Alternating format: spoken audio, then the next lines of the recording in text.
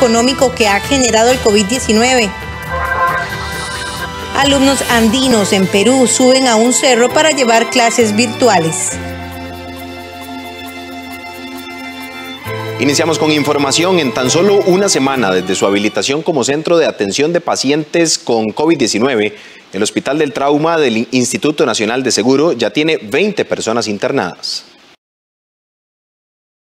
La firma de un convenio entre la Caja Costarricense del Seguro Social y el Instituto Nacional de Seguros permitió habilitar 48 camas en el Hospital del Trauma para pacientes con COVID-19.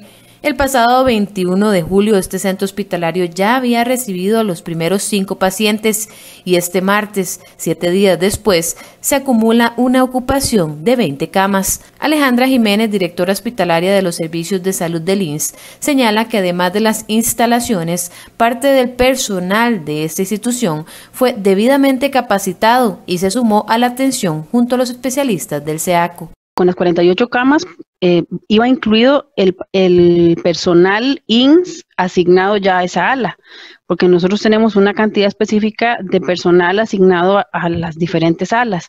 Cuando se presta a esa ala, obviamente pues va con el personal que incluye el ala.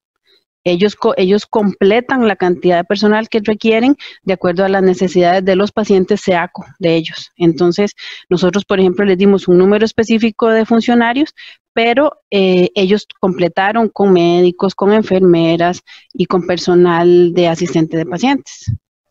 Entonces, es un modelo mixto. La doctora Jiménez menciona que debido a que se mantiene el trabajo normal del Hospital del Trauma, se implementó un código 19, que significa la llegada de un paciente COVID-19, con el objetivo de brindar la tranquilidad a los usuarios con otros padecimientos. Cuando un paciente del SEACO ingresa aquí, hay una ruta que ya se estableció y se activa una cosa que se llama un código 19. Cuando se activa el código 19, todo el hospital queda paralizado a los accesos a esos ascensores. Entonces entran los pacientes por el sótano, el ascensor está bloqueado, la gente del SEACO y gente de la red que está en ese piso bajan a recibir esos pacientes se suben en el ascensor que está designado para movilizar los pacientes con COVID, suben al 4º piso y una vez que ya están en piso, entra lo que es el equipo de aseo, que entra con equipo de protección personal y ya están entrenados para hacer una limpieza profunda con químicos especiales. Esa limpieza dura entre 20 y 40 minutos y hasta después de eso se inactiva el código 19. Además, recalcó que por el momento no se plantea ampliar la capacidad dispuesta debido a que se siguen realizando cirugías y atención a personas que hayan sufrido un accidente de tránsito o laboral. Eso sí sería un poco más preocupante, ¿verdad? Porque ya me afectaría la operativa a mí. Yo tendría que tener una ocupación inferior a la que tengo ahorita en el hospital y como le digo, la atención a nuestros pacientes no se ha visto afectada, entonces seguimos aceptando pacientes para internar, seguimos operando pacientes, también recibimos pacientes de emergencias quirúrgicas que hay que meter a sala de operaciones, que hay que darle atención urgente, entonces ya pensar en asignar más camas, pues sí ya vendría a ser un poquito más comprometedor. La médico resaltó la importancia del trabajo en conjunto de las instituciones públicas en un momento en donde las camas y los servicios comienzan a agotarse en los diferentes centros médicos de la Caja Costarricense del Seguro Social. En este momento, como yo siempre les he dicho a la gente, es un proceso, ya no es de la Caja, ya no es el INS, ya es el país y ya es un proceso de solidaridad con toda la gente, o sea, ya los pacientes tienen que ser atendidos y atendidos bien. Entonces, pienso que ya era el momento para establecer el convenio, era el momento para ayudarnos entre todos, como te digo, porque ya esto es un problema nacional. Es una crisis y hay que enfrentarla entre todos. Los equipos han trabajado perfectamente juntos, han tenido una coordinación excelente. Nos hemos manejado tanto por chat de WhatsApp como por radios. Entonces estamos informados todos de todo y ha sido realmente una experiencia muy, muy agradable. La encargada de este hospital afirma que por el momento de la unidad COVID no se ha reportado ningún contagio en el personal, pero que en los demás servicios sí se han dado algunos casos positivos que han sido debidamente controlados y aislados, lo que ha evitado un brote dentro del centro hospitalario. Un hogar de ancianos en Escazú y otro en Alajuela Suman más de 50 personas contagiadas con COVID-19, la mayoría de ellas adultos mayores. En el CONAPAM señalan que desde que inició la pandemia se tomaron medidas para reducir al máximo los contagios en estas redes de cuidado. Casos de un brote en dos hogares de larga estancia de personas mayores, ambos están siendo abordados. Tenemos uno en donde hay 23 personas hasta hoy ya detectadas y en el otro tenemos 36 personas que han sido detectadas, además de 18 personas que han sido ya detectadas de los residentes, además de algunos de los funcionarios que están atendiendo en esos lugares. Ya se ha coordinado todo lo que es el despliegue en la toma de muestras, de seguimiento, de la valoración de las personas que están positivas para que no tengan contacto con las demás personas y estar totalmente alertas de lo que está ocurriendo con respecto al inicio de síntomas o el mapeo de los factores de riesgo agregados que pueden tener esas personas, además de el control en la parte de los familiares. Estas son las palabras del ministro de Salud, Daniel Salas, al informar sobre la situación en el hogar de ancianos Santiago Crespo Calvo en Alajuela y en el Vicentina de Escazú, los cuales son el origen de dos brotes de COVID-19. En ambos centros aseguraron a través de comunicados de prensa que a pesar de sus estrictos protocolos, el virus se infiltró en el centro, afectando a su estimada población.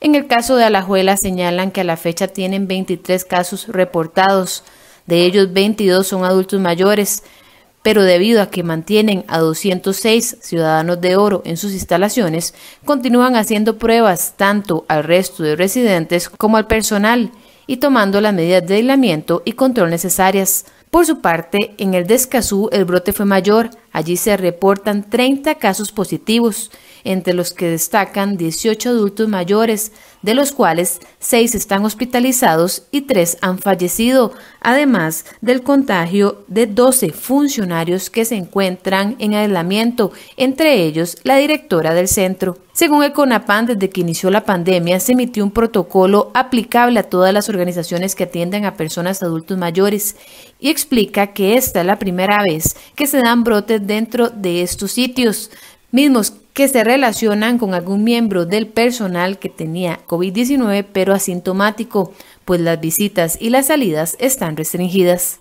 Las personas que hacen tan buen trabajo de cuidar a las personas adultas mayores vienen de afuera, a veces son asintomáticos, entonces ahí es donde se ha generado la problemática, porque nosotros desde el inicio tomamos una decisión que a mucha gente le pareció muy fuerte, pero que dio excelentes resultados, que es que las personas residentes no podían o no se puede recibir visitas ni familiares.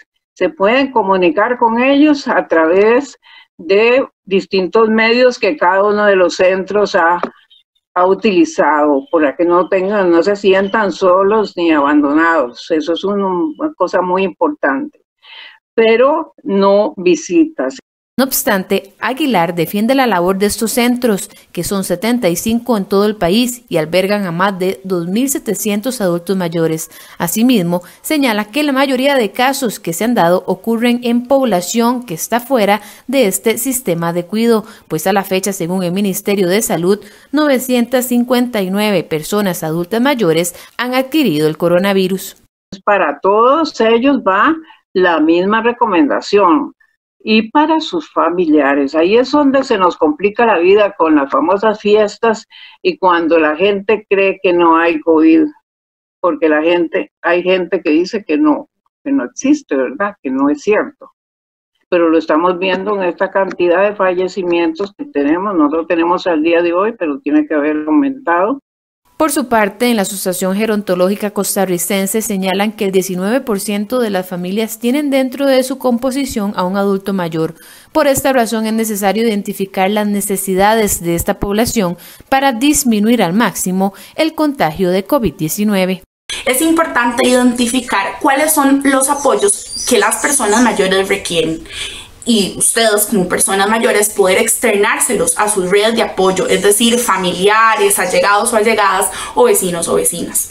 Para estas redes es importante estar atentos y atentas a la información que nos dan las personas mayores y también reconocer que en el marco de la emergencia ni por tener una determinada edad perdemos el derecho a la autonomía y que la decisión siempre va a depender de la persona mayor.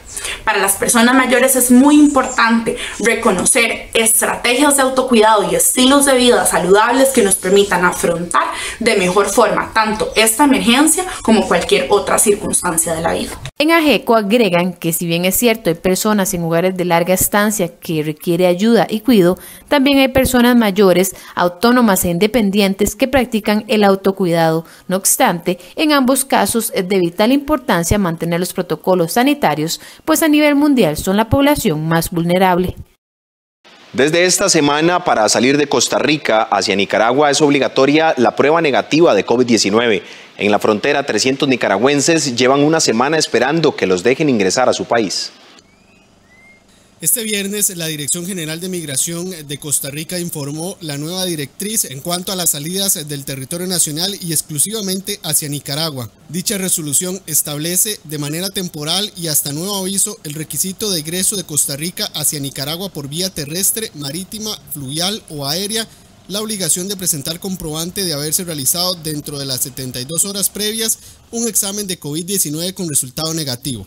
Este requisito es obligatorio tanto para la persona costarricense como para todo extranjero, incluyendo a los de la nacionalidad nicaragüense que pretendan ingresar a su país. Quienes no cumplan con este requisito no se les permitirá salir de Costa Rica. Además, la directriz señala lo siguiente: instar a los medios de transporte público y privado, así como al Consejo de Transporte Público del Ministerio de Obras Públicas y Transportes, para que exijan a las personas que pretenden viajar hacia Nicaragua en el transporte público un examen COVID-19 con resultado negativo. En caso de no contar con este requisito, instar a las personas que no viajen hasta tenerlo, para evitar aglomeraciones innecesarias en los puestos fronterizos en el norte del territorio nacional. Costa Rica adoptó esta medida para evitar aglomeraciones de personas en esos puestos fronterizos. Desde hace una semana, un grupo de al menos 300 nicaragüenses que se encontraban en Costa Rica, la mayoría con algún estatus migratorio, decidieron retornar a su país, pero se encuentran varados en la frontera en Peñas Blancas, del lado nicaragüense, porque no los dejan ingresar hasta que no presenten el resultado negativo de la prueba. La Dirección de Migración de Costa Rica aclaró que la prueba COVID-19 debe ser costeada por la propia persona y efectuarla en las diferentes clínicas privadas, porque la Caja Costarricense del Seguro Social no la aplicará si el objetivo es presentarla como requisito para salir del país. A partir del 1 de agosto y por 1.000 colones, los funcionarios de la Caja Costarricense de Seguro Social y del Ministerio de Salud podrán realizar un recorrido por el teleférico del Parque Nacional Braulio Carrillo y disfrutar de cualquier actividad ecológica.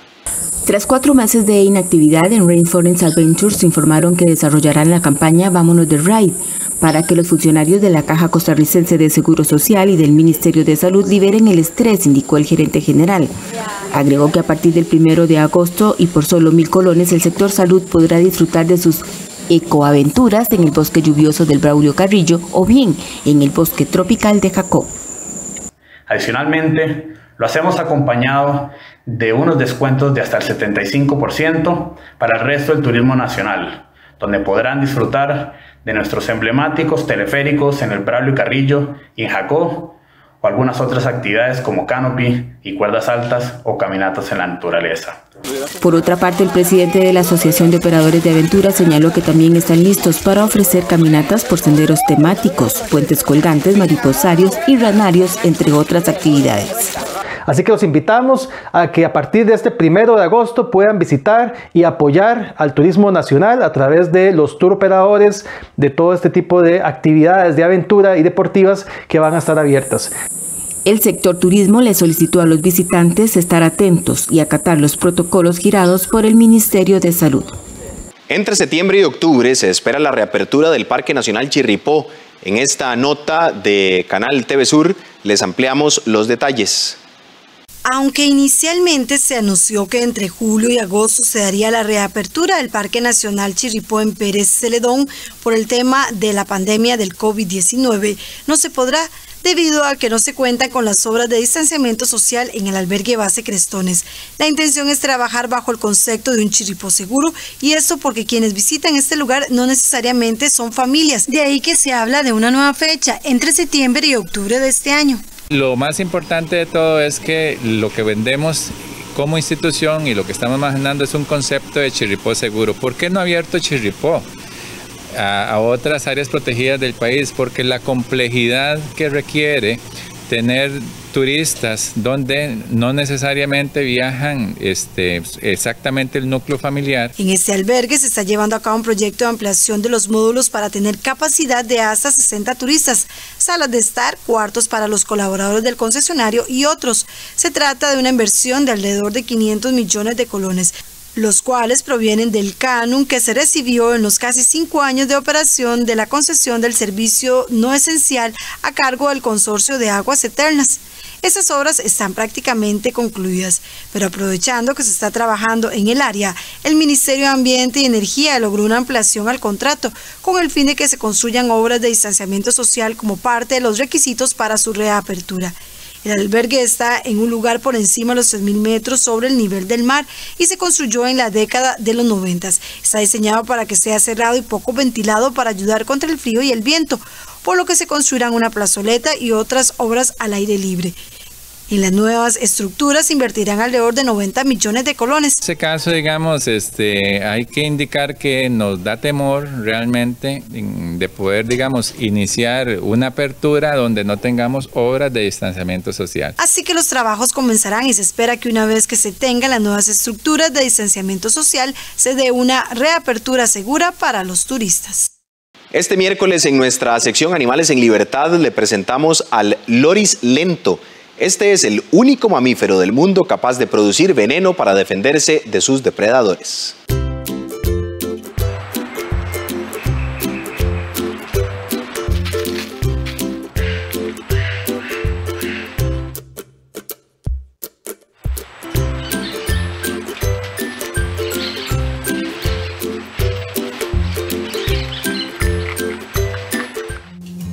El loris perezoso es un primate que vive principalmente en el sudeste de Asia. Se puede encontrar en países como la India, Bangladesh o Filipinas.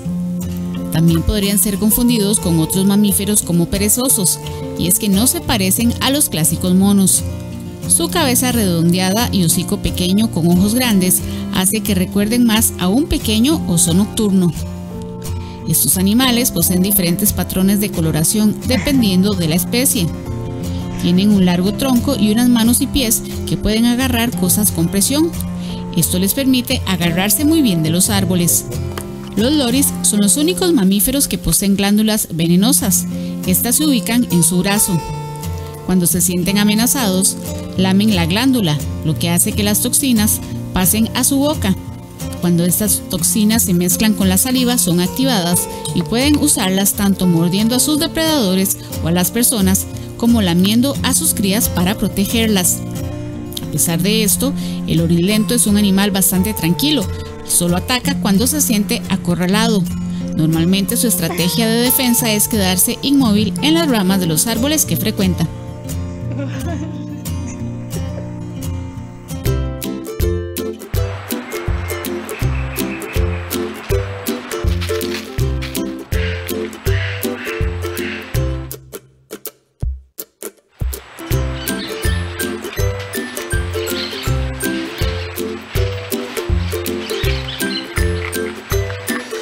Hacemos una pausa comercial y ya regresamos con más en 24 horas en noticias. Quédese con nosotros.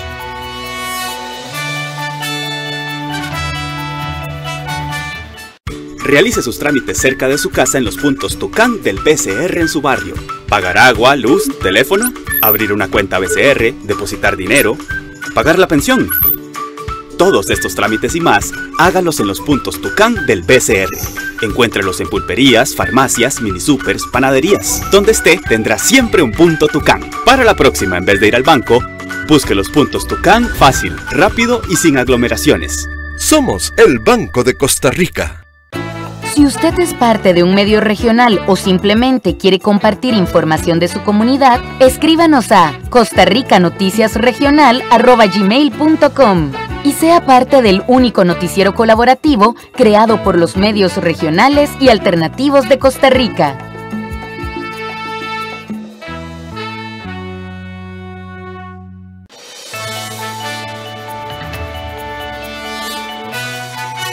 Regresamos con más información. Gracias por informarse en 24 horas en Noticias.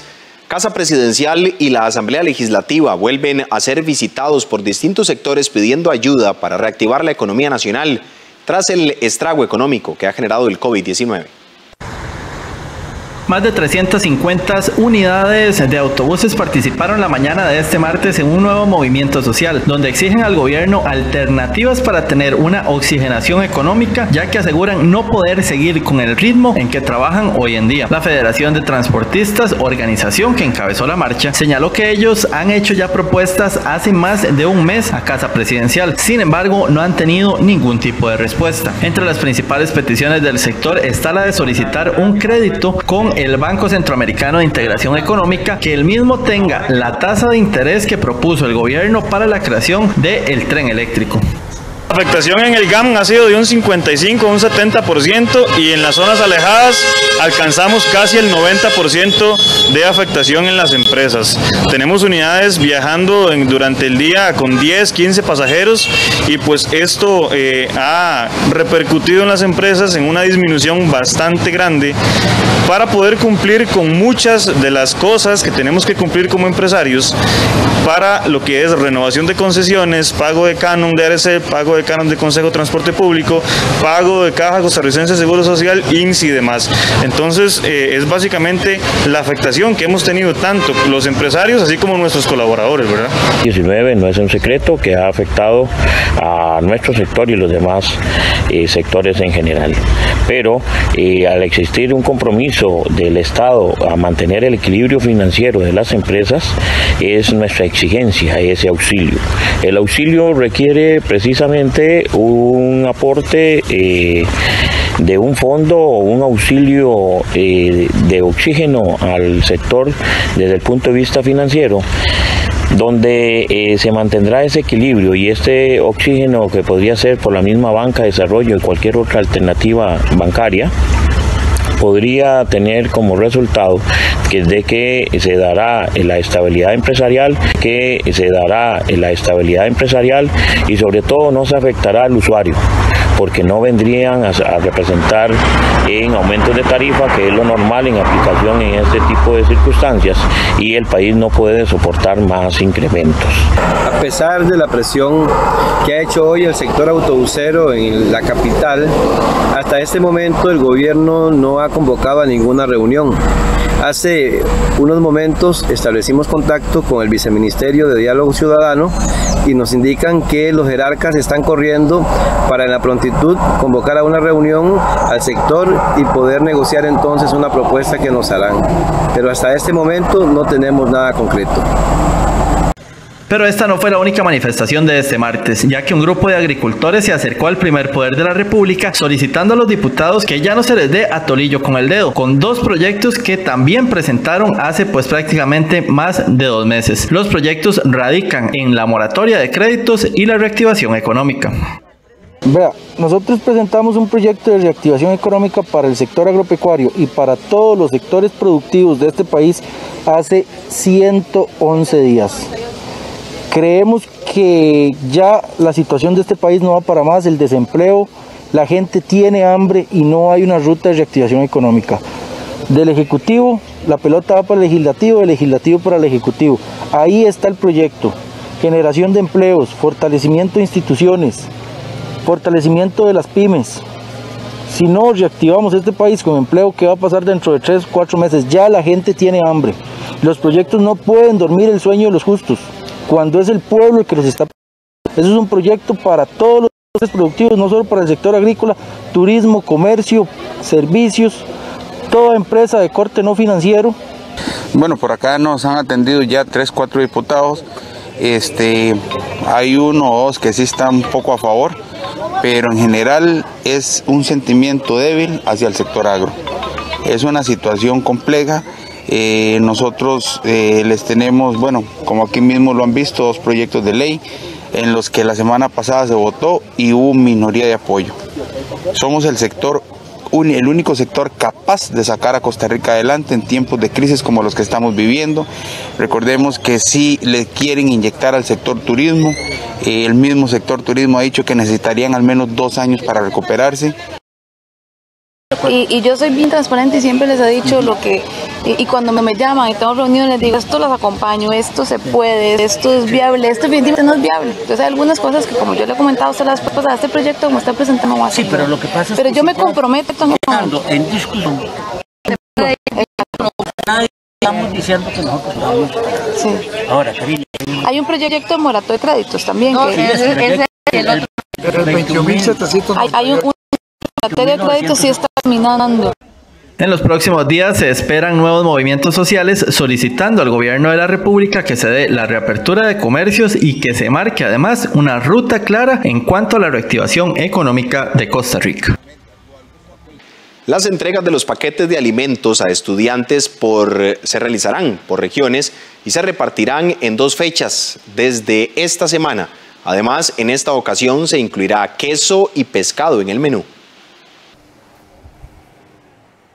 La quinta entrega de paquetes de alimentos para los beneficiarios del servicio de comedor estudiantil del Ministerio de Educación Pública se realizará en 2 fechas, según la Dirección Regional de Educación, donde se ubique el centro educativo. Del 27 al 31 de julio recibirán los alimentos los beneficiarios de los centros educativos con servicio de comedor que se ubican en Alajuela, Cañas, Cartago, Coto, Desamparados, Grande de Térraba, Heredia, Liberia, Los Santos, Nicoya, Occidente, así como Pérez Celedón, Puriscal, San José Central, San José Norte, San José Oeste, Santa Cruz y Turrialba, mientras que del 3 y hasta el 7 de agosto se entregarán los paquetes de alimentos a los beneficiarios de las direcciones regionales de educación de Limón, Guapiles, Sula, Sarapiquí, Peninsular, Aguirre, Punta Arenas, San Carlos y Zona Norte-Norte.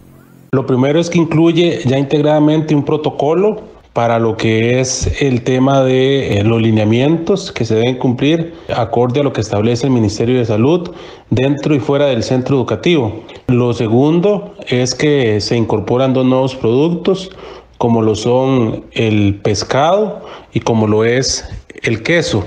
Y lo tercero es que con el fin de evitar desabastecimiento, mejorar la planificación en la distribución de los pedidos, se decide, y esto va a ser una estrategia a futuro ya para las próximas entregas, dividir las entregas por regiones. Este quinto protocolo general para la distribución de alimentos establece que las juntas de educación y administrativas son las encargadas de velar por la calidad del producto, por lo cual deben ser rigurosos en el momento de recibirlo por parte de los proveedores. Puede seleccionar un producto cárnico, res, cerdo, pollo, siempre y cuando el centro educativo cuente con capacidad de almacenamiento en frío. De lo contrario, se debe solicitar atún. Cuando el proveedor entregue los alimentos en el centro educativo, no olvide verificar el cumplimiento de las especificaciones solicitadas. Por ejemplo, calidad, frescura, cantidad, presentación, fecha de vencimiento, entre otras. En las 4 entregas de paquetes de alimentos para 855,000 beneficiarios, el Ministerio de Educación ha invertido unos 50,000 millones de colones. Correos de Costa Rica distribuirá 198,000 paquetes escolares a estudiantes de primaria para el curso lectivo del próximo año. Los paquetes incluyen juegos de geometría, cajas de lápices de color, bolígrafos, tajadores, borradores y lápices de grafito. En las próximas semanas se complementará con los cuadernos, salveques y cartucheras. Los implementos se mantendrán resguardados en las bodegas de Correos de Costa Rica, institución responsable del almacenaje y elaboración de los 198,000 paquetes. Esta donación representa una inversión de 1.710 millones para el Instituto Mixto de Ayuda Social. El programa de cuadernos e implementos escolares busca reforzar las condiciones necesarias para la permanencia de los menores en el sistema educativo formal. y hemos empezado ya a recibir los insumos que compondrán los paquetes de cuadernos que serán entregados en el año 2021. Es una inversión de más de 1.700 millones de colones dirigida a beneficiar a más de 198.000 estudiantes, niños, niñas y jóvenes en todo el país, de centros educativos priorizados por el índice de exclusión educativa y los sistemas de información social de nuestras instituciones. Seguimos trabajando para acompañar a nuestros muchachos, a nuestros niños y niñas en su continuidad en el proceso de enseñanza-aprendizaje y también previniendo así el trabajo infantil.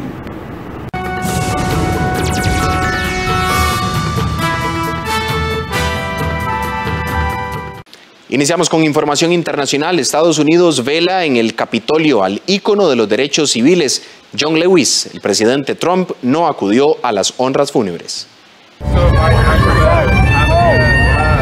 Último adiós a John Lewis, ícono de la lucha por los derechos civiles de los afroestadounidenses. Sus restos fueron velados el lunes bajo la cúpula del Congreso en Washington, D.C., un reconocimiento reservado a las más altas personalidades. Miembro demócrata de la Cámara de Representantes por el estado sureño de Georgia desde 1987, murió de cáncer de páncreas el 17 de julio a los 80 años. A pesar de la pandemia de coronavirus y en un ambiente de toma de conciencia antirracista, Estados Unidos inició los ritos solemnes en honor de Lewis el sábado en su ciudad natal de Troy, Alabama. Su ataúd, que salió de ese estado el lunes por la mañana, realizó una procesión al mediodía frente a los principales sitios de la capital federal. En 1963 fue el líder más joven en la marcha de Washington, en la que Martin Luther King Jr. pronunció su famoso discurso "Tengo un sueño". 2 años después, Lewis casi sucumbió a las palizas de la policía en el puente Edmund Pettus en Selma, Alabama, donde lideraba una marcha de varios cientos de activistas pacíficos contra la discriminación racial. Allí, un agente le fracturó el cráneo a palazos y estuvo al borde de la muerte. Él entendió el poder de los jóvenes para cambiar el futuro. Cuando se le preguntó qué podía hacer alguien de 19 o 20 años, la edad que tenía cuando se propuso desegregar a Nashville, Lewis respondió: una persona joven debería estar levantando la voz por lo que es justo, lo que es correcto, levantar la voz por aquellos que han sido excluidos y abandonados. Así es como avanza el movimiento. El féretro fue colocado en la parte superior de las escalinatas del Capitolio para que el público pueda rendir homenaje la noche del lunes y el martes. Lewis fue un gran crítico de Donald Trump. Al consultarle al presidente republicano si iría al Capitolio a presentar sus respetos, respondió un concreto: no, no iré, no. El exvicepresidente republicano Mike Pence y el exvicepresidente y actual candidato presidencial demócrata Joe Biden estaban entre las figuras esperadas a rendirle homenaje. Las conmemoraciones por la muerte de Lewis finalizarán el jueves en Atlanta, Georgia, donde será enterrado después de una ceremonia privada. México estudia 2 ofertas de compra de un polémico avión presidencial. Se va a informar sobre la historia. México está analizando 2 ofertas de compra de su avión presidencial. Así lo informó el lunes el mandatario Andrés Manuel López Obrador, quien considera a la lujosa aeronave un insulto frente a la pobreza que existe en el país. Ya hay estos posibles compradores y ese dinero, también lo que se obtenga por la rifa, es para salud pública. López Obrador ofreció su habitual conferencia de prensa matutina en una base aérea militar para mostrar el Boeing 787 Dreamliner, traído de regreso a México la semana pasada, tras pasar 19 meses en un hangar de California donde recibió mantenimiento. El avión está equipado con una suite de cama doble, sala de juntas y hasta una caminadora. Este avión es un ejemplo de los excesos que se cometieron.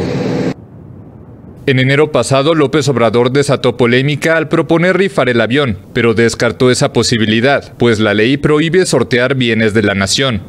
Sin embargo, la Lotería Nacional promueve una rifa en metálico de la cual solo se ha vendido un 25% de los boletos. De venderse todos los billetes, se obtendrían unos 134.700 millones de dólares. 2/3 se destinarán a premios y el resto al sector salud. El COVID-19 deja a una mujer salvadoreña sin sus padres y 3 hermanos. A sus 28 años, Raquel Barrera se ha convertido en un símbolo de la dolorosa lucha contra la pandemia en El Salvador, donde más de 400 personas han perdido la vida por la enfermedad, entre ellas sus 2 padres y 3 hermanos, todo en un lapso de 2 meses. De mis hermanos yo sentía de que la vida no podía ser así porque eran unas personas jóvenes. Y pues sí, fue un golpe bien duro, que saber que primero fue uno, de ahí el otro, y pues ya de último ha sido el otro. Ha sido bastante duro. La enfermedad que en El Salvador ha contagiado a cerca de 14,000 personas atrapó a muchos de los 23 miembros de la familia Barrera, incluyendo niños y mujeres embarazadas que viven en 3 casas, rodeadas de árboles frutales, caña de azúcar y granos básicos. Raquel está acompañada de su hermana Luz y de su cuñada Rebeca, que sobrevivió con sus 5 hijos, pero perdió a su esposo. No sé si mis hijos se habían enfermado, pero la cosa es que Dios sabe si se enfermaron y salimos adelante, porque yo salí enferma y la casa es chiquita y todos juntos ahí. Ya no, solo a mí me hicieron la prueba, a ellos no. Raquel denuncia que los responsables de la salud de la zona se encargaron de ir anunciando en todo el vecindario que la familia estaba infectada y que como consecuencia sufrieron la discriminación de toda la gente. Además, cuenta que a falta de medicamentos, los restantes miembros de la familia han superado la enfermedad con té de jengibre, limón, manzanilla y cebolla morada licuada con miel de abeja. Alumnos andinos peruanos suben un cerro para llevar clases virtuales. A estos niños y adolescentes peruanos, la educación durante la pandemia se les hace cuesta arriba. Cada día deben subir a la cima de un cerro de los Andes, cerca del lago Titicaca, para captar señal en sus teléfonos móviles y así poder recibir clases virtuales. Acá nosotros sufrimos diariamente así, no sufrimos ni esto, no hay, para mis hijos no hay, aprenden en casa, ahí aprenden en el cerro. Hacia las 8 de la mañana los estudiantes reciben la llamada por celular o WhatsApp de su maestra. Y así transcurre otro día para esta familia, mientras el gobierno no tiene previsto retomar este año las clases escolares de manera presencial. Un hospital chileno ofrece un adiós humanizado a sus pacientes pese al coronavirus. Ellas están al pendiente de los pacientes de COVID-19 en sus últimos momentos. El personal médico especializado en cuidados paliativos del Hospital Barros Luco de Santiago ha despedido a unas 60 personas fallecidas por el nuevo coronavirus. Desde hace 2 meses, la pandemia puso a prueba a las médicas y enfermeras de esta unidad, especialistas en casos terminales, sobre todo de cáncer. Trae una persona y trae una historia, y esa historia va a terminar acá con nosotros. Entonces, poder acompañarlo y darle esa sensación de que no está solo, marca con cada uno de los que están. Ojeda y sus colegas dijeron que cuando se supo sobre la muerte en soledad de los enfermos de COVID-19 en China y Europa, la dirección del hospital priorizó los protocolos y el personal especializado en alivio del dolor y fin de vida. Muchos de los pacientes, en su mayoría ancianos, han recibido a familiares que tienen que cumplir estrictos requisitos de protección para ingresar a la unidad. Voy a poner unos mensajes de sus nietos que le mandan su cariño. También les comparten música, audios de naturaleza o mensajes de despedida y agradecimiento de sus seres queridos. Sería maravilloso. Respira más rápido, se les acelera el pulso, tienen movimientos en pacientes que no tenían ningún movimiento, por lo tanto eso nos confirma día a día de que la audición es el último sentido que se pierde antes de morir, y por eso también le transmitimos a la familia la seguridad de que el paciente va a recibir el mensaje. Este centro médico ha sido uno de los más presionados durante la pandemia, que ha dejado más de 9,000 muertos confirmados y más de 340,000 contagiados en Chile. China suspende un acuerdo de extradición entre Hong Kong y 3 países occidentales. China anunció el martes la suspensión de los acuerdos de extradición entre Hong Kong y 3 países occidentales. Canadá, Australia y Reino Unido criticaron la nueva ley de seguridad aprobada por Pekín para el territorio semiautónomo y ya habían suspendido de manera unilateral esos acuerdos en señal de protesta.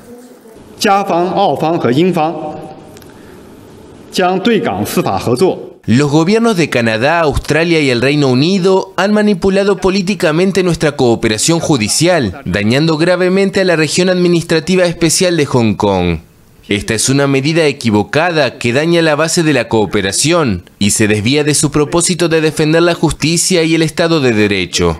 Por lo tanto, China decidió suspender los tratados de extradición entre Hong Kong y Canadá, Australia y el Reino Unido, así como los acuerdos de cooperación en materia de justicia penal. Varios países occidentales, con Estados Unidos a la cabeza, instaron a China a dar marcha atrás con esa ley de seguridad nacional en Hong Kong. La nueva reglamentación hace temer a la oposición pro-democracia local un retroceso grave de las libertades en vigencia en ese territorio, devuelto por el Reino Unido a China en 1997. Hacemos una nueva pausa comercial en 24 horas en noticias. Recuerde que puede seguirnos a través de 101.5 en Costa Rica Radio y en nuestras redes sociales Facebook, Costa Rica Noticias y Twitter como @SinarNoticias. Ya volvemos.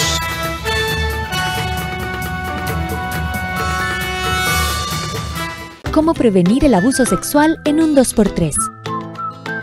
¿Cuáles son tus partes privadas? Son las partes que cubre tu ropa interior y nadie nunca debe tocarlas. Contalo a alguien de confianza. Consulta al 1147. Denuncia al 911. PANI y Gobierno de la República. Coronavirus, la pandemia, 150 programas. Fuimos el primer informativo especializado en dar cobertura nacional e internacional. Transmitimos a 32 televisoras en México y el mundo. Con 45 corresponsales internacionales, hemos transmitido más de 520 notas informativas. Más de 9.124.159 impactos se han alcanzado en redes sociales y streaming. Este miércoles te presentamos un programa especial con motivo de nuestros 150 programas. Coronavirus, la pandemia.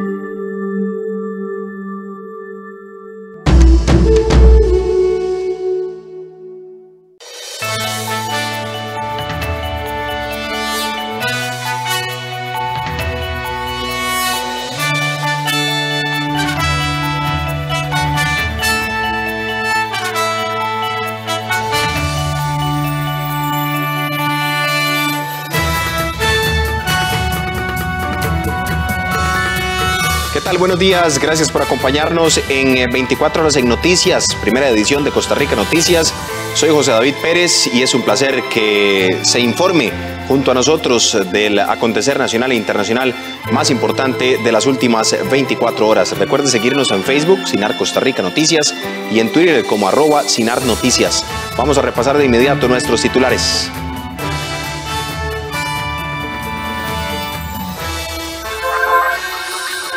Un hogar de ancianos en Escazú y otro en Alajuela suman más de 50 personas contagiadas con COVID-19. Entre septiembre y octubre se espera la reapertura del Parque Nacional Chirripó. Autobuseros y agricultores pidieron ayuda para reactivar economía nacional tras el estrago económico que ha generado el COVID-19. Alumnos andinos en Perú suben a un cerro para llevar clases virtuales. Iniciamos con información. En tan solo una semana desde su habilitación como centro de atención de pacientes con COVID-19, el Hospital del Trauma del Instituto Nacional de Seguro ya tiene 20 personas internadas. La firma de un convenio entre la Caja Costarricense del Seguro Social y el Instituto Nacional de Seguros permitió habilitar 48 camas en el Hospital del Trauma para pacientes con COVID-19. El pasado 21 de julio, este centro hospitalario ya había recibido a los primeros 5 pacientes y este martes, 7 días después, se acumula una ocupación de 20 camas. Alejandra Jiménez, directora hospitalaria de los servicios de salud del INSS, señala que además de las instalaciones, parte del personal de esta institución fue debidamente capacitado y se sumó a la atención junto a los especialistas del SEACO. Con las 48 camas iba incluido el personal INSS asignado ya a esa ala, porque nosotros tenemos una cantidad específica de personal asignado a las diferentes alas. Cuando se presta a esa ala, obviamente pues va con el personal que incluye el ala.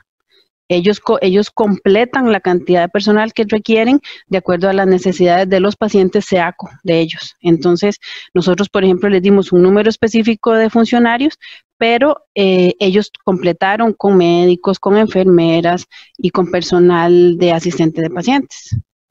Entonces, es un modelo mixto. La doctora Jiménez menciona que debido a que se mantiene el trabajo normal del Hospital del Trauma, se implementó un código 19, que significa la llegada de un paciente COVID-19, con el objetivo de brindar la tranquilidad a los usuarios con otros padecimientos. Cuando un paciente del SEACO ingresa aquí, hay una ruta que ya se estableció y se activa una cosa que se llama un código 19. Cuando se activa el código 19, todo el hospital queda paralizado a los accesos a esos ascensores. Entonces entran los pacientes por el sótano, el ascensor está bloqueado, la gente del SEACO y gente de la red que está en ese piso bajan a recibir esos pacientes se suben en el ascensor que está designado para movilizar los pacientes con COVID, suben al 4º piso y una vez que ya están en piso, entra lo que es el equipo de aseo, que entra con equipo de protección personal y ya están entrenados para hacer una limpieza profunda con químicos especiales. Esa limpieza dura entre 20 y 40 minutos y hasta después de eso se inactiva el código 19.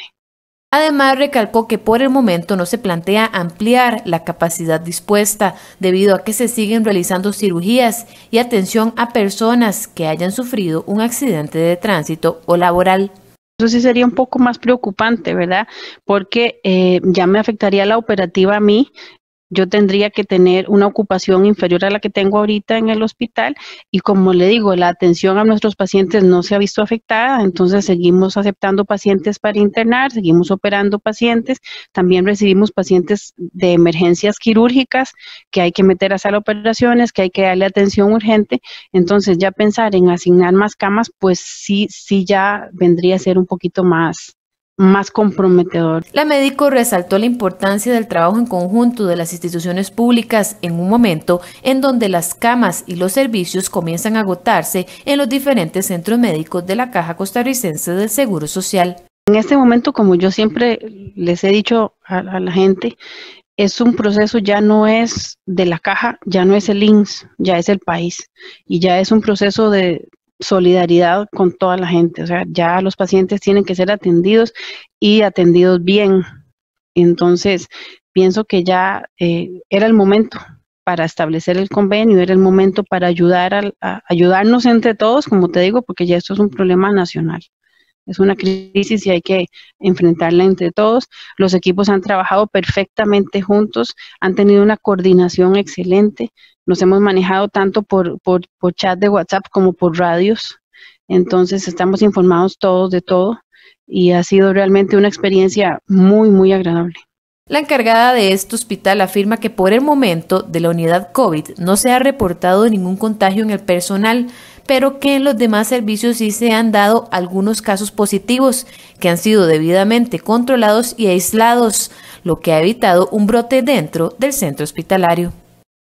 Un hogar de ancianos en Escazú y otro en Alajuela suman más de 50 personas contagiadas con COVID-19, la mayoría de ellas adultos mayores. En el CONAPAM señalan que desde que inició la pandemia se tomaron medidas para reducir al máximo los contagios en estas redes de cuidado.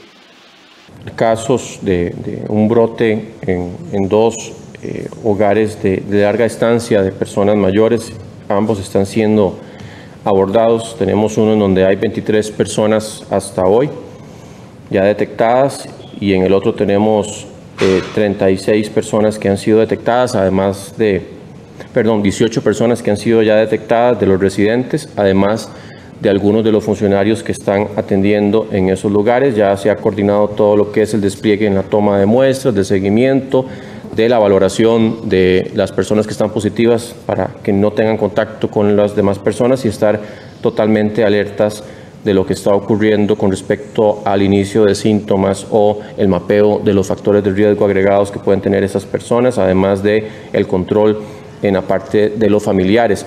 Estas son las palabras del ministro de Salud, Daniel Salas, al informar sobre la situación en el hogar de ancianos Santiago Crespo Calvo en Alajuela y en el Vicentina de Escazú, los cuales son el origen de 2 brotes de COVID-19. En ambos centros aseguraron a través de comunicados de prensa que a pesar de sus estrictos protocolos, el virus se infiltró en el centro, afectando a su estimada población. En el caso de Alajuela señalan que a la fecha tienen 23 casos reportados, de ellos 22 son adultos mayores, pero debido a que mantienen a 206 ciudadanos de oro en sus instalaciones, continúan haciendo pruebas tanto al resto de residentes como al personal y tomando las medidas de aislamiento y control necesarias. Por su parte, en el de Escazú el brote fue mayor, allí se reportan 30 casos positivos, entre los que destacan 18 adultos mayores, de los cuales 6 están hospitalizados y 3 han fallecido, además del contagio de 12 funcionarios que se encuentran en aislamiento, entre ellos la directora del centro. Según el CONAPAN, desde que inició la pandemia se emitió un protocolo aplicable a todas las organizaciones que atienden a personas adultos mayores y explica que esta es la primera vez que se dan brotes dentro de estos sitios, mismos que se relacionan con algún miembro del personal que tenía COVID-19 pero asintomático, pues las visitas y las salidas están restringidas.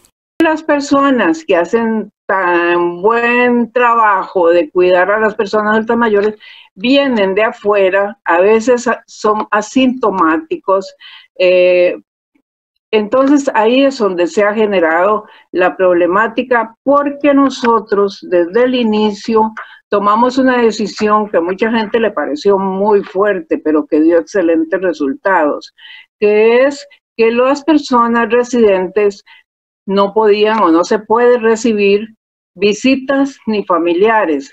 Se pueden comunicar con ellos a través de distintos medios que cada uno de los centros ha utilizado para que no se sientan solos ni abandonados. Eso es una cosa muy importante, pero no visitas.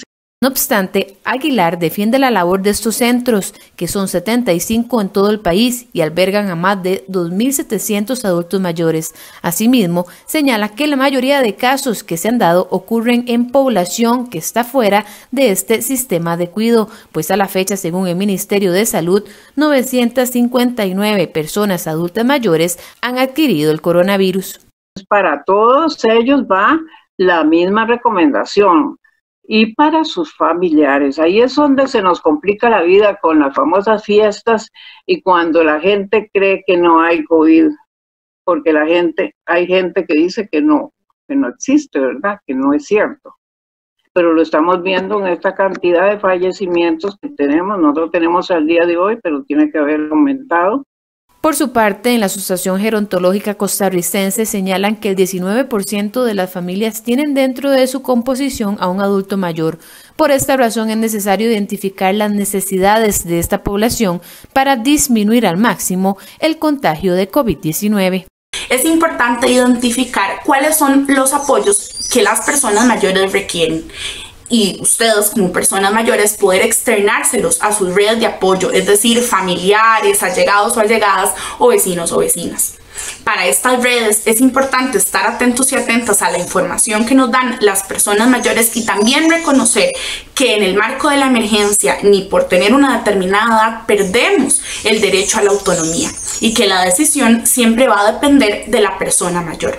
Para las personas mayores es muy importante reconocer estrategias de autocuidado y estilos de vida saludables que nos permitan afrontar de mejor forma tanto esta emergencia como cualquier otra circunstancia de la vida. En AGECO agregan que si bien es cierto hay personas en hogares de larga estancia que requiere ayuda y cuidado, también hay personas mayores, autónomas e independientes que practican el autocuidado. No obstante, en ambos casos casos es de vital importancia mantener los protocolos sanitarios, pues a nivel mundial son la población más vulnerable.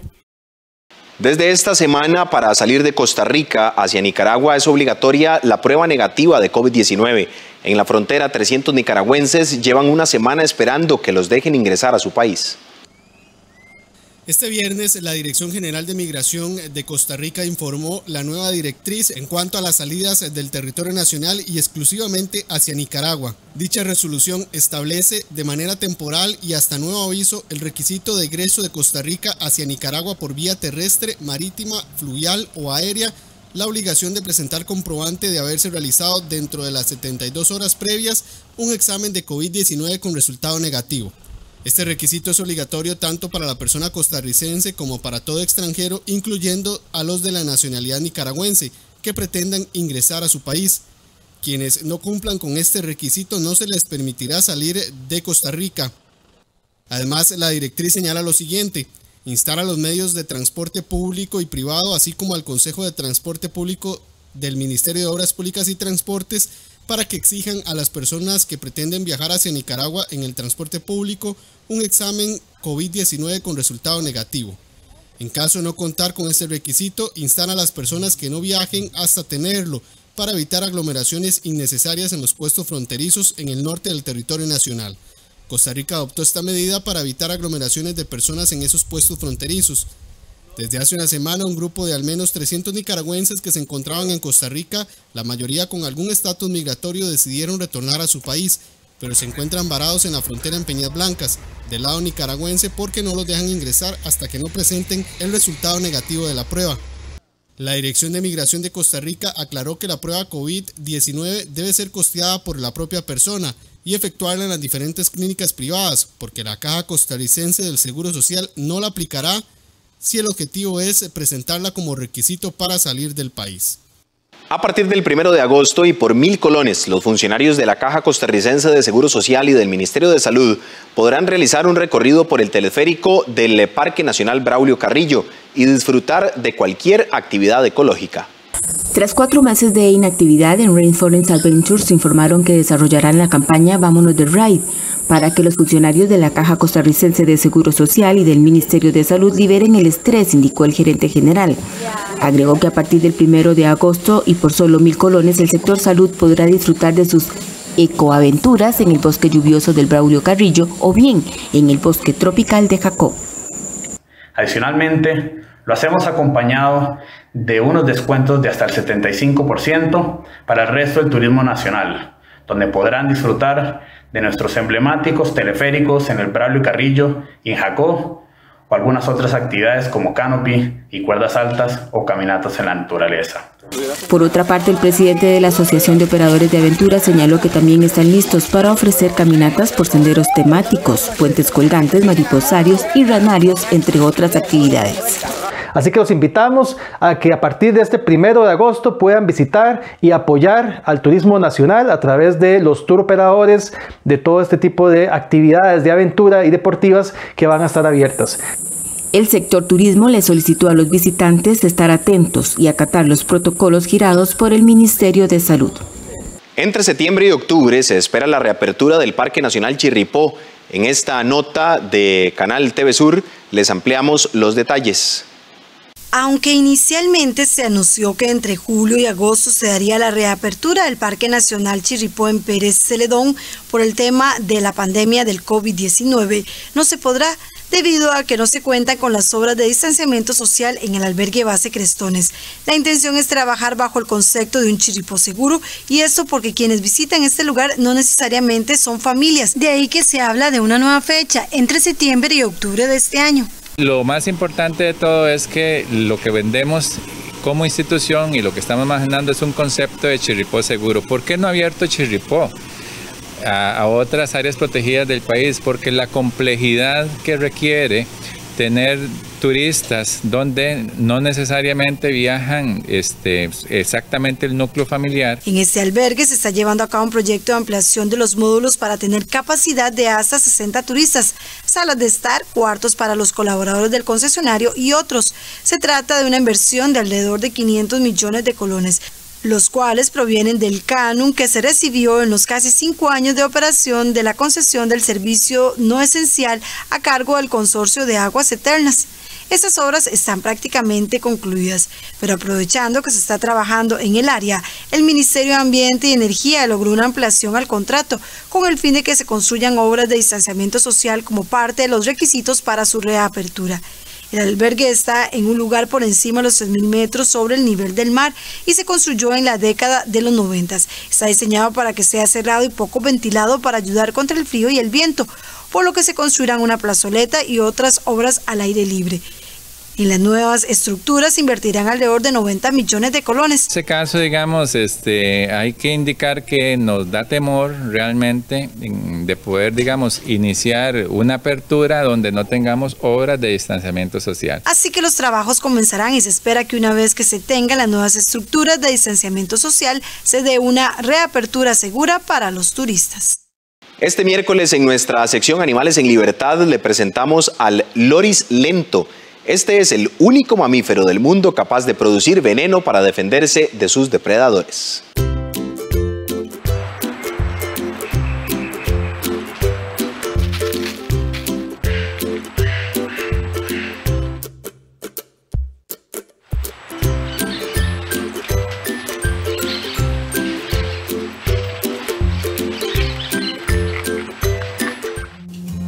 El loris perezoso es un primate que vive principalmente en el sudeste de Asia.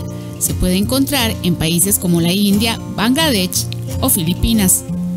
También podrían ser confundidos con otros mamíferos como perezosos, y es que no se parecen a los clásicos monos.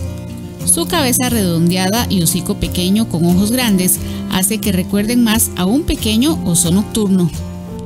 Estos animales poseen diferentes patrones de coloración dependiendo de la especie. Tienen un largo tronco y unas manos y pies que pueden agarrar cosas con presión. Esto les permite agarrarse muy bien de los árboles. Los loris son los únicos mamíferos que poseen glándulas venenosas. Estas se ubican en su brazo. Cuando se sienten amenazados, lamen la glándula, lo que hace que las toxinas pasen a su boca. Cuando estas toxinas se mezclan con la saliva, son activadas y pueden usarlas tanto mordiendo a sus depredadores o a las personas, como lamiendo a sus crías para protegerlas. A pesar de esto, el loris lento es un animal bastante tranquilo. Solo ataca cuando se siente acorralado. Normalmente su estrategia de defensa es quedarse inmóvil en las ramas de los árboles que frecuenta.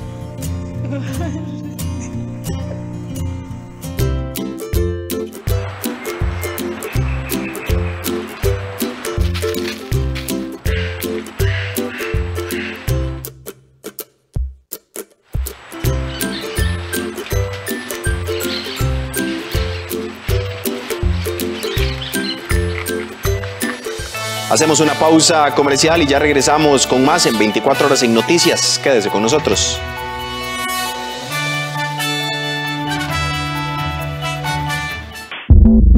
¿De qué manera ha transformado Internet a los medios de comunicación? Nos daremos a la tarea de explorar el impacto de Internet sobre los medios masivos de comunicación, así como algunos de los fenómenos que acompañan esta transición histórica. Las tecnologías de la información, particularmente el Internet y las telecomunicaciones, tienen la enorme capacidad, el enorme poder de destruir y construir o hacer evolucionar las cadenas de valor de los negocios. Prefijo E, los sábados a las 3 de la tarde, solo en 13, Costa Rica Televisión. Costa Rica es mi patria querida. Este miércoles queremos llevarles un tema aquí en Café Nacional acerca de qué es la donación y qué es también la herencia. Que no se confunda cuando usted quiera donar o heredar algo y el trámite salga todo bien. Esto le vamos a contar a partir de las 8 de la mañana este miércoles. Una voz que entona un canto libre y la esperanza tejiendo al futuro. Un pueblo en marcha pero sin apuros.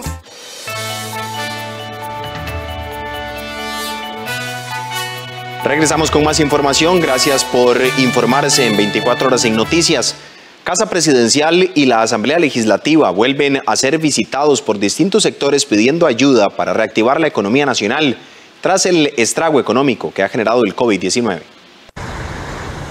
Más de 350 unidades de autobuses participaron la mañana de este martes en un nuevo movimiento social, donde exigen al gobierno alternativas para tener una oxigenación económica, ya que aseguran no poder seguir con el ritmo en que trabajan hoy en día. La Federación de Transportistas, organización que encabezó la marcha, señaló que ellos han hecho ya propuestas hace más de un mes a Casa Presidencial. Sin embargo, no han tenido ningún tipo de respuesta. Entre las principales peticiones del sector está la de solicitar un crédito con el Banco Centroamericano de Integración Económica, que el mismo tenga la tasa de interés que propuso el gobierno para la creación del tren eléctrico. La afectación en el GAM ha sido de un 55 a un 70% y en las zonas alejadas alcanzamos casi el 90% de afectación en las empresas. Tenemos unidades viajando durante el día con 10, 15 pasajeros y pues esto ha repercutido en las empresas en una disminución bastante grande para poder cumplir con muchas de las cosas que tenemos que cumplir como empresarios para lo que es renovación de concesiones, pago de canon de ARC, pago de canon de Consejo de Transporte Público, pago de Caja Costarricense de Seguro Social, INS y demás. Entonces es básicamente la afectación que hemos tenido tanto los empresarios así como nuestros colaboradores, ¿verdad? 19 no es un secreto que ha afectado a nuestro sector y los demás sectores en general, pero al existir un compromiso del Estado a mantener el equilibrio financiero de las empresas, es nuestra exigencia ese auxilio. El auxilio requiere precisamente un aporte de un fondo o un auxilio de oxígeno al sector desde el punto de vista financiero, donde se mantendrá ese equilibrio, y este oxígeno, que podría ser por la misma banca de desarrollo y cualquier otra alternativa bancaria, podría tener como resultado que se dará la estabilidad empresarial, y sobre todo no se afectará al usuario, porque no vendrían a representar en aumentos de tarifa, que es lo normal en aplicación en este tipo de circunstancias, y el país no puede soportar más incrementos. A pesar de la presión que ha hecho hoy el sector autobusero en la capital, hasta este momento el gobierno no ha convocado a ninguna reunión. Hace unos momentos establecimos contacto con el Viceministerio de Diálogo Ciudadano y nos indican que los jerarcas están corriendo para en la prontitud convocar a una reunión al sector y poder negociar entonces una propuesta que nos harán. Pero hasta este momento no tenemos nada concreto.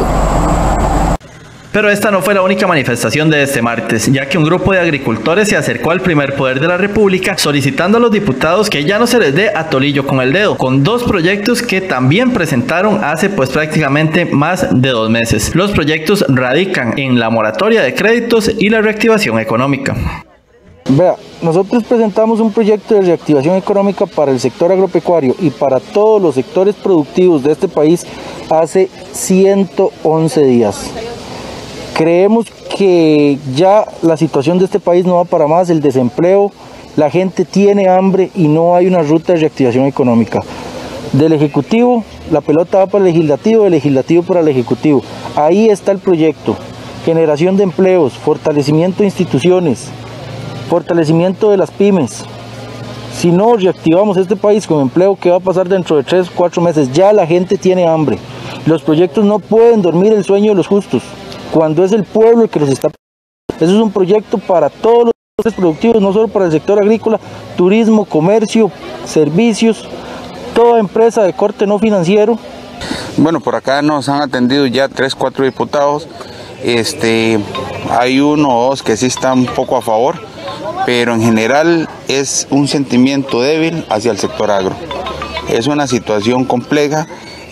Nosotros les tenemos, bueno, como aquí mismo lo han visto, 2 proyectos de ley en los que la semana pasada se votó y hubo minoría de apoyo. Somos el único sector capaz de sacar a Costa Rica adelante en tiempos de crisis como los que estamos viviendo. Recordemos que sí le quieren inyectar al sector turismo. El mismo sector turismo ha dicho que necesitarían al menos 2 años para recuperarse. Y yo soy bien transparente y siempre les he dicho lo que, y cuando me llaman y tengo reuniones les digo, esto los acompaño, esto se puede, esto es viable, esto evidentemente no es viable. Entonces hay algunas cosas que, como yo le he comentado a usted las cosas, este proyecto como está presentando no va a ser. Sí, pero lo que pasa es pero que yo me comprometo en discusión. nadie estamos diciendo que nosotros estamos. Sí. Ahora, Karina, hay un proyecto de morato de créditos también. No, que es el otro. El 21.700. Hay un moratoria de créditos sí está terminando. En los próximos días se esperan nuevos movimientos sociales solicitando al gobierno de la República que se dé la reapertura de comercios y que se marque además una ruta clara en cuanto a la reactivación económica de Costa Rica. Las entregas de los paquetes de alimentos a estudiantes se realizarán por regiones y se repartirán en 2 fechas desde esta semana. Además, en esta ocasión se incluirá queso y pescado en el menú. La quinta entrega de paquetes de alimentos para los beneficiarios del servicio de comedor estudiantil del Ministerio de Educación Pública se realizará en 2 fechas, según la Dirección Regional de Educación, donde se ubique el centro educativo. Del 27 al 31 de julio recibirán los alimentos los beneficiarios de los centros educativos con servicio de comedor que se ubican en Alajuela, Cañas, Cartago, Coto, Desamparados, Grande de Térraba, Heredia, Liberia, Los Santos, Nicoya, Occidente, así como Pérez Celedón, Puriscal, San José Central, San José Norte, San José Oeste, Santa Cruz y Turrialba, mientras que del 3 y hasta el 7 de agosto se entregarán los paquetes de alimentos a los beneficiarios de las Direcciones Regionales de Educación de Limón, Guapiles, Sula, Sarapiquí, Peninsular, Aguirre, Punta Arenas, San Carlos y Zona Norte-Norte. Lo primero es que incluye ya integradamente un protocolo para lo que es el tema de los lineamientos que se deben cumplir acorde a lo que establece el Ministerio de Salud dentro y fuera del centro educativo. Lo segundo es que se incorporan 2 nuevos productos, como lo son el pescado y como lo es el queso. Y lo tercero es que con el fin de evitar desabastecimiento, mejorar la planificación en la distribución de los pedidos, se decide, y esto va a ser una estrategia a futuro ya para las próximas entregas, dividir las entregas por regiones. Este quinto protocolo general para la distribución de alimentos establece que las juntas de educación y administrativas son las encargadas de velar por la calidad del producto, por lo cual deben ser rigurosos en el momento de recibirlo por parte de los proveedores. Puede seleccionar un producto cárnico, res, cerdo, pollo, siempre y cuando el centro educativo cuente con capacidad de almacenamiento en frío. De lo contrario, se debe solicitar atún. Cuando el proveedor entregue los alimentos en el centro educativo, no olvide verificar el cumplimiento de las especificaciones solicitadas. Por ejemplo, calidad, frescura, cantidad, presentación, fecha de vencimiento, entre otras. En las 4 entregas de paquetes de alimentos para 855,000 beneficiarios, el Ministerio de Educación ha invertido unos 50,000 millones de colones. Correos de Costa Rica distribuirá 198,000 paquetes escolares a estudiantes de primaria para el curso lectivo del próximo año. Los paquetes incluyen juegos de geometría, cajas de lápices de color, bolígrafos, tajadores, borradores y lápices de grafito. En las próximas semanas se complementará con los cuadernos, salveques y cartucheras. Los implementos se mantendrán resguardados en las bodegas de Correos de Costa Rica, institución responsable del almacenaje y elaboración de los 198,000 paquetes.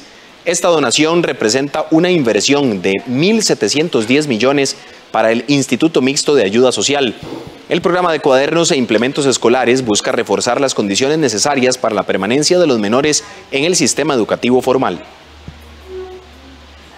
Y hemos empezado ya a recibir los insumos que compondrán los paquetes de cuadernos que serán entregados en el año 2021. Es una inversión de más de 1.700 millones de colones dirigida a beneficiar a más de 198,000 estudiantes, niños, niñas y jóvenes en todo el país, de centros educativos priorizados por el índice de exclusión educativa y los sistemas de información social de nuestras instituciones. Seguimos trabajando para acompañar a nuestros muchachos, a nuestros niños y niñas en su continuidad en el proceso de enseñanza-aprendizaje y también previniendo así el trabajo infantil.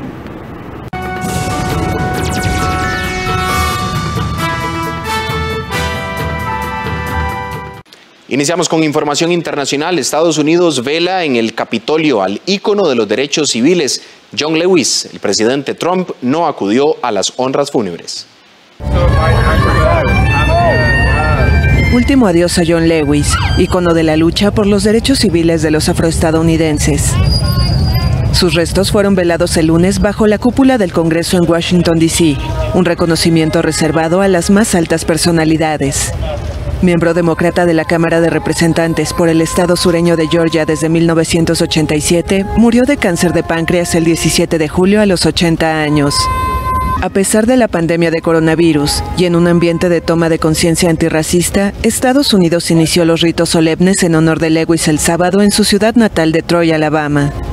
Su ataúd, que salió de ese estado el lunes por la mañana, realizó una procesión al mediodía frente a los principales sitios de la capital federal. En 1963 fue el líder más joven en la marcha de Washington, en la que Martin Luther King Jr. pronunció su famoso discurso "Tengo un sueño". 2 años después, Lewis casi sucumbió a las palizas de la policía en el puente Edmund Pettus en Selma, Alabama, donde lideraba una marcha de varios cientos de activistas pacíficos contra la discriminación racial. Allí, un agente le fracturó el cráneo a palazos y estuvo al borde de la muerte. Él entendió el poder de los jóvenes para cambiar el futuro. Cuando se le preguntó qué podía hacer alguien de 19 o 20 años, la edad que tenía cuando se propuso desegregar a Nashville, Lewis respondió: una persona joven debería estar levantando la voz por lo que es justo, lo que es correcto, levantar la voz por aquellos que han sido excluidos y abandonados. Así es como avanza el movimiento. El féretro fue colocado en la parte superior de las escalinatas del Capitolio para que el público pueda rendir homenaje la noche del lunes y el martes. Lewis fue un gran crítico de Donald Trump. Al consultarle al presidente republicano si iría al Capitolio a presentar sus respetos, respondió un concreto: no, no iré, no. El exvicepresidente republicano Mike Pence y el exvicepresidente y actual candidato presidencial demócrata Joe Biden estaban entre las figuras esperadas a rendirle homenaje. Las conmemoraciones por la muerte de Lewis finalizarán el jueves en Atlanta, Georgia, donde será enterrado después de una ceremonia privada. México estudia 2 ofertas de compra de un polémico avión presidencial. Se va a informar sobre la historia. México está analizando 2 ofertas de compra de su avión presidencial. Así lo informó el lunes el mandatario Andrés Manuel López Obrador, quien considera a la lujosa aeronave un insulto frente a la pobreza que existe en el país. Ya hay estos posibles compradores y ese dinero, también lo que se obtenga por la rifa, es para salud pública. López Obrador ofreció su habitual conferencia de prensa matutina en una base aérea militar para mostrar el Boeing 787 Dreamliner, traído de regreso a México la semana pasada, tras pasar 19 meses en un hangar de California donde recibió mantenimiento. El avión está equipado con una suite de cama doble, sala de juntas y hasta una caminadora. Este avión es un ejemplo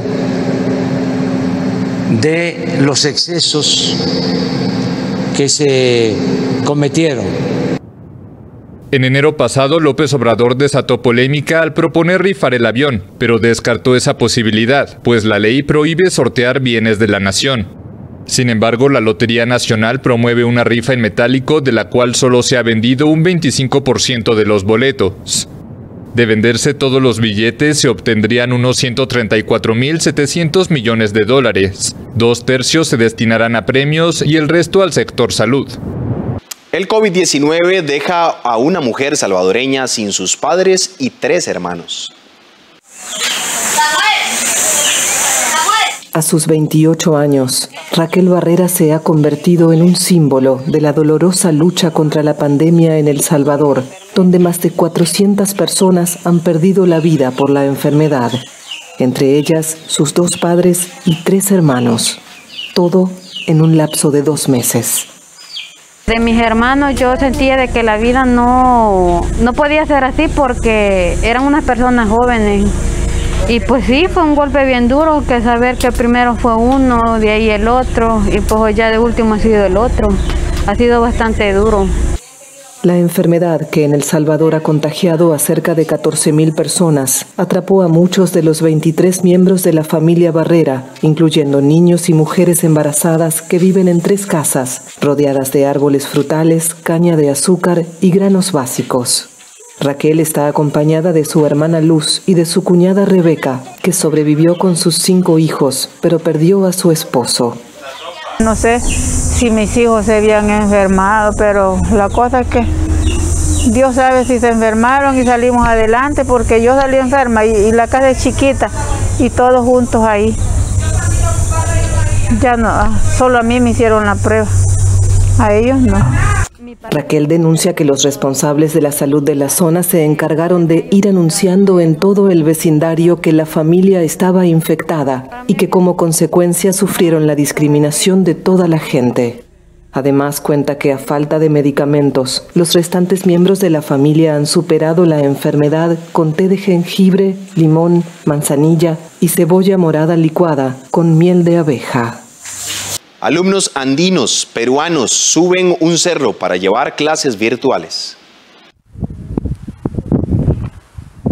A estos niños y adolescentes peruanos, la educación durante la pandemia se les hace cuesta arriba. Cada día deben subir a la cima de un cerro de los Andes, cerca del lago Titicaca, para captar señal en sus teléfonos móviles y así poder recibir clases virtuales. Acá nosotros sufrimos diariamente así, no sufrimos ni esto, no hay, para mis hijos no hay, aprenden en casa, ahí aprenden en el cerro. Hacia las 8 de la mañana los estudiantes reciben la llamada por celular o WhatsApp de su maestra.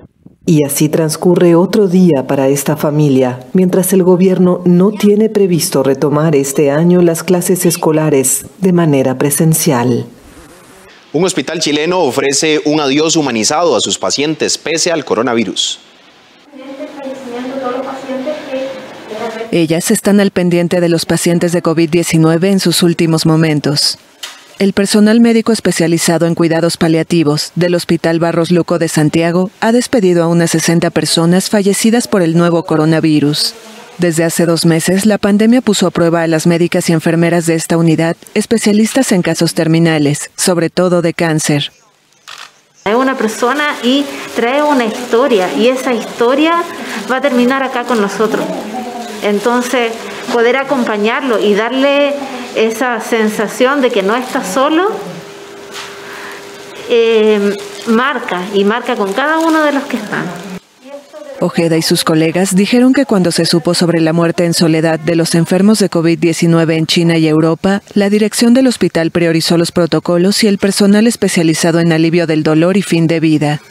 Muchos de los pacientes, en su mayoría ancianos, han recibido a familiares que tienen que cumplir estrictos requisitos de protección para ingresar a la unidad. Voy a poner unos mensajes de sus nietos que le mandan su cariño. También les comparten música, audios de naturaleza o mensajes de despedida y agradecimiento de sus seres queridos. Sería maravilloso. Respira más rápido, se les acelera el pulso, tienen movimientos en pacientes que no tenían ningún movimiento, por lo tanto eso nos confirma día a día de que la audición es el último sentido que se pierde antes de morir, y por eso también le transmitimos a la familia la seguridad de que el paciente va a recibir el mensaje. Este centro médico ha sido uno de los más presionados durante la pandemia, que ha dejado más de 9.000 muertos confirmados y más de 340.000 contagiados en Chile. China suspende un acuerdo de extradición entre Hong Kong y 3 países occidentales. China anunció el martes la suspensión de los acuerdos de extradición entre Hong Kong y 3 países occidentales. Canadá, Australia y Reino Unido criticaron la nueva ley de seguridad aprobada por Pekín para el territorio semiautónomo y ya habían suspendido de manera unilateral esos acuerdos en señal de protesta.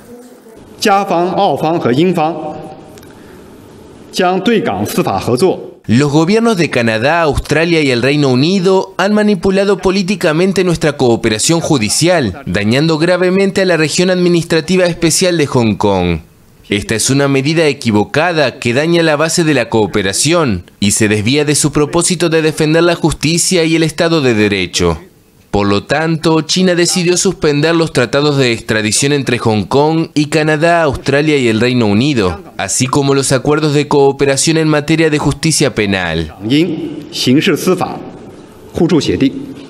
Varios países occidentales, con Estados Unidos a la cabeza, instaron a China a dar marcha atrás con esa ley de seguridad nacional en Hong Kong. La nueva reglamentación hace temer a la oposición pro-democracia local un retroceso grave de las libertades en vigencia en ese territorio, devuelto por el Reino Unido a China en 1997. Hasta aquí la presente edición de 24 horas en Noticias. Gracias por habernos acompañado. Los invitamos para que a las 12 mediodía nos sintonice con más información. Nuestra segunda edición a las 7 de la noche. Mucho más en la edición estelar. Recuerde que tendremos también la conferencia de prensa de manera completa de actualización de datos COVID-19 a eso de la 1 de la tarde para que se mantenga en sintonía de Costa Rica Noticias y de todas nuestras plataformas para su información. Feliz mañana. Que la pasen bien.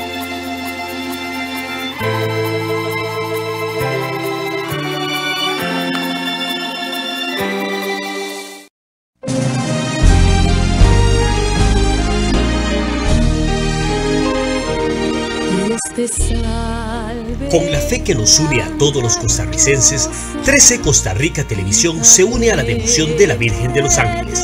Es por eso que del 23 al 31 de julio estaremos transmitiendo